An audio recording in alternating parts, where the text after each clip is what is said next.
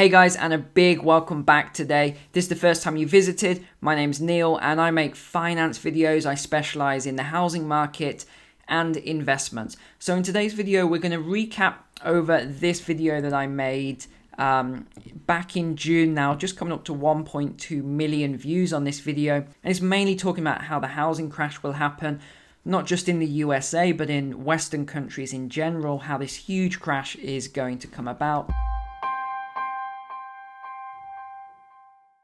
So let's just start with the Fred. We'll look at the housing index. So this is the Case-Shiller. So this is Robert Shiller from Yale University. He's the professor there. And this is pretty exceptional as where we're sitting right now. So the data only covers up to May of 2020, even though we're in August now of 2020. And we can see, if we look at the housing crash that occurred in the 2008 crisis, as you can see here, this is what the grey shaded area is right here. This shows the last recession. And you can see where we were with house prices. They were just way high. They were just extremely high. The PE ratio as well, which is the price per earnings ratio. So that is the price of a house compared to what a typical family will earn. So it's their salary, the household income in comparison to the price of a house. This is just way out of sync, and it has been for a long time now. It was leading up to 2007. You can see this trajectory here, where we just had this huge incline here before it dropped back down again, the recession. But since then, all we've had is this huge climb where house prices have just become completely decoupled from reality. They've become a speculation by investors, REITs, but also the Federal Reserve. You won't be surprised to hear. And I'm also going to talk about why the Federal Reserve are creating a bigger issue right now. So we're going to start then with this article by Forbes, which you would expect to be a fantastic, well-researched article.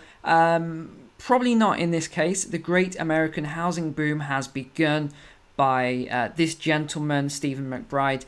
Now, I've read through this, and this is absolute just bogus. I don't know where he's getting this data from. But, I mean, they're talking about here in this article how housing and real estate is a huge opportunity right now, a huge speculation, how everyone should be getting into this. It's absolutely booming. Look at this. Home sales surge 55%, etc., etc. This is all smoke and mirrors. Don't get sucked into this. So I'm seeing a lot of people now getting into these bidding wars on houses, which is the worst thing you can possibly do right now. Do not get into a bidding war. And as I'm saying, don't buy a house right now. You are going to get whacked when this crash comes. And it's not far off. If you've seen my video that I mentioned, this video here, I'll put a little card up above so you can click on that. You'll see that we've rapidly moved through these 7 stages very quickly. And the only thing holding it up now is the mortgage forbearance that has been announced. And it's in most Western countries. The statistics at the moment, we still have over 7% of mortgages in forbearance just in the United States. In the UK, we have similar programs. Other Western countries have similar programs as well. These will be coming to an end soon. And believe me, when this comes to an end, God help us all, because this is going to be really bad. Alongside, not just that, but the unemployment benefits, which we have also in the UK, which is probably one of the best in the world, the UK alongside the USA. In Canada, there is the CERB, so this is $2,000 every 4 weeks. Canada Emergency Response Benefit. Australia has JobKeeper payments, $1,500 every 2 weeks. I mean, this is crazy. A lot of people don't understand about all this money and where it's coming from. So just be aware, the government doesn't create money. Okay, the government prints money. It gets the money from the central bank, like the Federal Reserve. So that's where the money comes from. It will all have to be paid back eventually in taxes. So, some of these articles that I'm looking through here, I'll show you a couple of them, but this is just bogus. They're recommending, get into the housing market, buy and speculate. Do not do that. Terrible idea. And then Market Watch leads with this article as well. It talks about all the reasons why the housing market hasn't crashed. Again, this is not a good article at all. It's really focusing on the problems. It's not focusing on the future and what's about to come about. Wall Street Journal as well. I don't know what all of these reporters are thinking, actually. US existing home sales rose 20.7% in June. Woohoo! Let's all have a party here. Everyone's writing, the same sort of things. And then this is probably the worst article I've seen. It's official. The US won't see a housing bubble crash anytime soon. This was only written a month ago by this chap here who I looked up. This is bogus again. If you take the advice of all of this media that's coming out, you're going to lose big time. You're going to lose a fortune coming up. So let me just go over a couple of things. So I've got some notes here. The bidding wars aren't everywhere, like people are saying. There's bidding wars everywhere. No, there isn't. What I predicted a long way back, right at the start of the year, was that we would see this mass exodus from big major cities to the suburbs. That has now come about. Even though people said I was crazy for saying this, this is actually what's come out now, and all the media are leading with this as well. They're all saying this is exactly what's happened. As of today, 13,000 empty apartments in Manhattan, New York City. People are fleeing. LA, people are fleeing the apartments as well. They're going to different areas. So these bidding wars are not in New York City and LA and things like that. These bidding wars are for single family homes, mainly in the suburbs in certain areas. I mean, I have a lot of friends, a lot of entrepreneurial friends in LA and Southern California, and they are moving out by the truckload. They're going to places like Texas, for example, and other areas. So we are seeing these mass exoduses from certain cities and states at the moment. And what's exasperating this even further is that a lot of the people are not selling their homes. So there aren't that many sellers on the market. And the reason for that is because sellers, especially of single family homes, they need a new home to move into.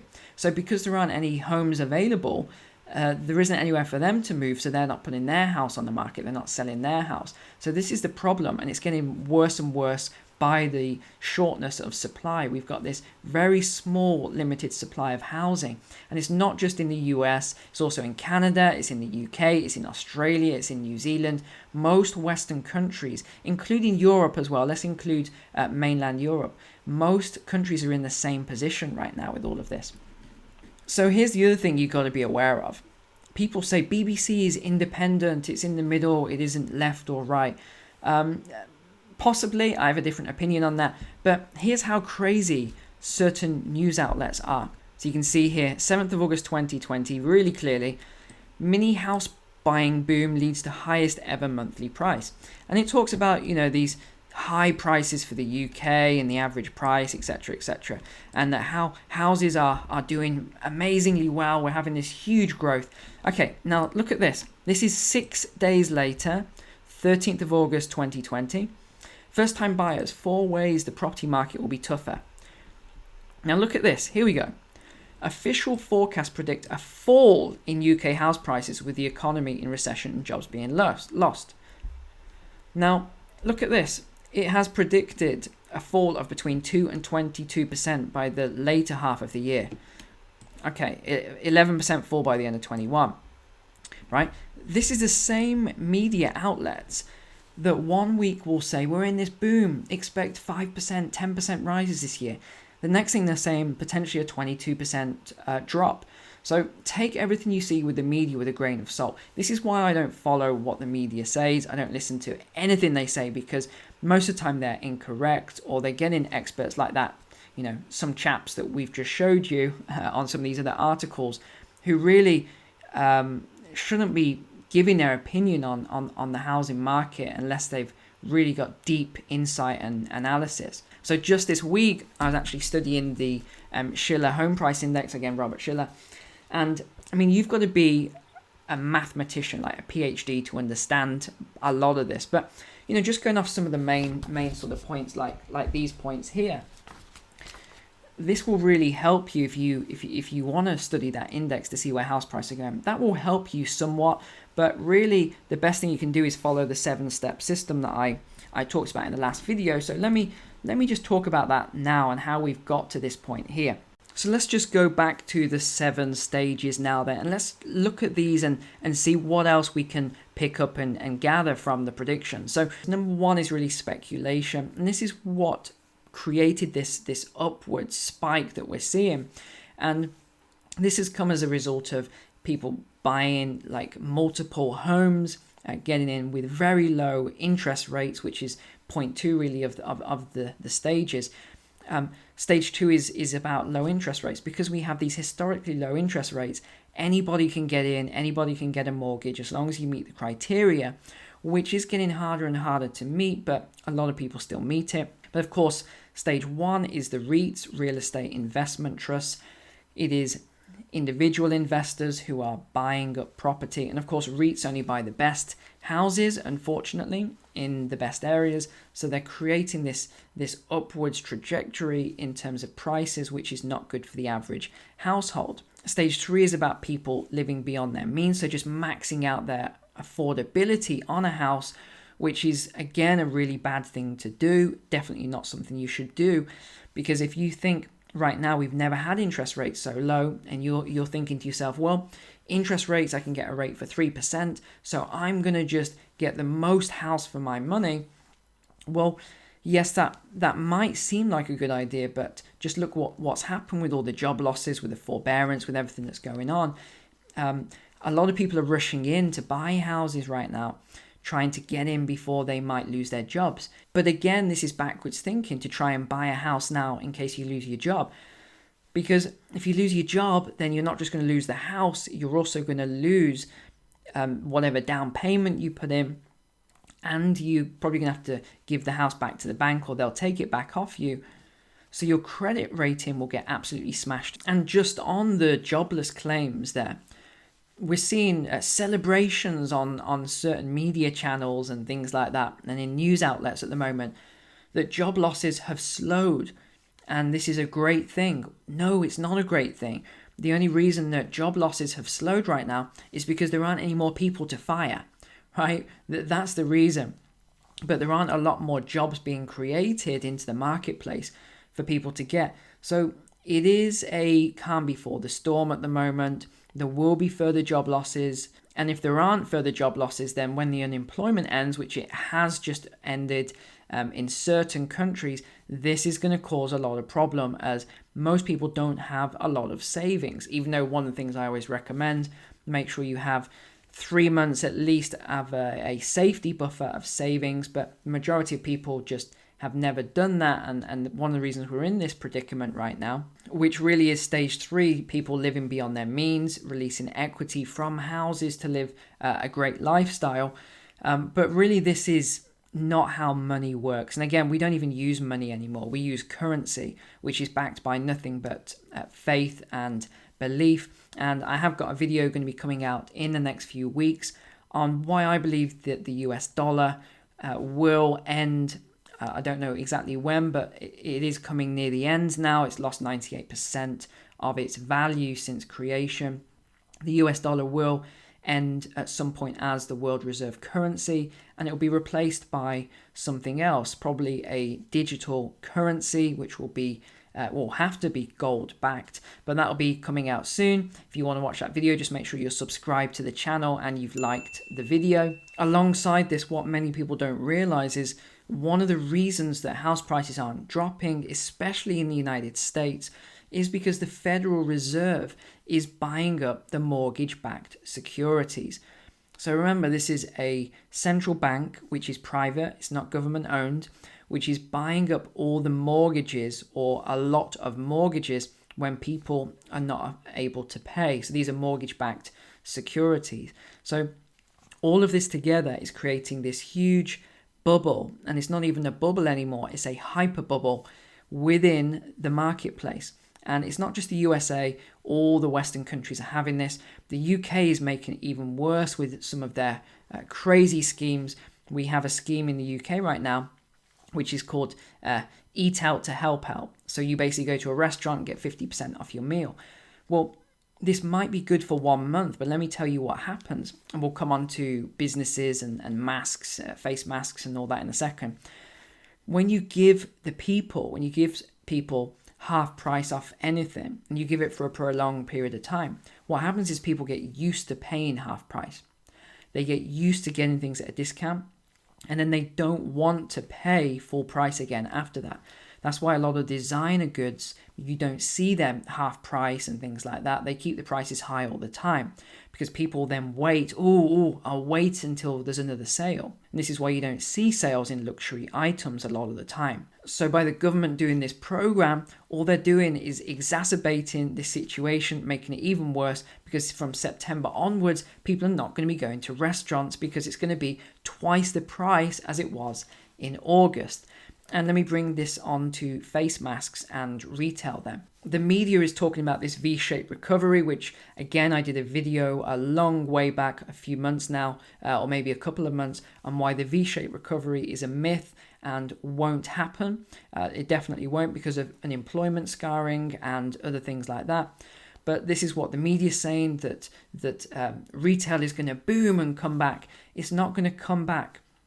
You know, I've been going into a lot of shops recently, and when I have to go through this whole process, I've got to put a mask on, you know, sanitize my hands and all this sort of thing. Have to keep 2 meters or 1 meter apart from people. I have to queue sometimes for 30 minutes to get into a store. This is inefficient, and businesses are designed upon efficiency. They're not designed around inefficiency. So for me personally, I don't like going into stores right now. I don't like going out anywhere in terms of retail. So I'm doing a lot of retail online, as a lot of retail has moved online. Estimates put it at 25 to 30%. This is why Amazon stock is booming as well. But if we even talk about the stock market and people say the stock market is booming, why is it booming?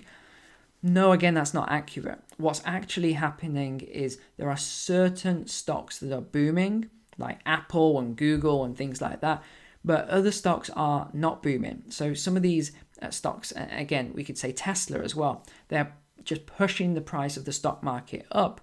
But it doesn't mean that they are valued correctly. They could even be overvalued, but that's content for another video. But the last thing I'm going to come on to, again, this is a UK scheme that the government announced, which is a stamp duty holiday. If you're not in the UK, that basically means that there isn't tax to pay on a house when you purchase a house to the government. Very high in the UK, the tax. It's called stamp duty.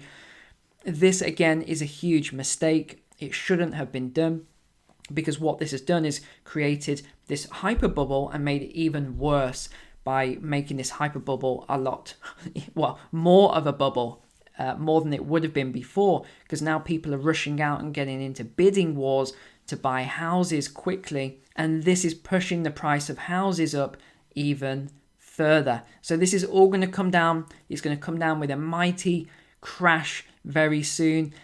Just make sure that you are prepared for this. I wouldn't be going out and buying a house right now if I were you, but again, that's your decision. This isn't financial advice. This is just my opinion on all of this. I hope you liked the video today and you'll subscribe to the channel, and I'll see you next week with another video. Thank you.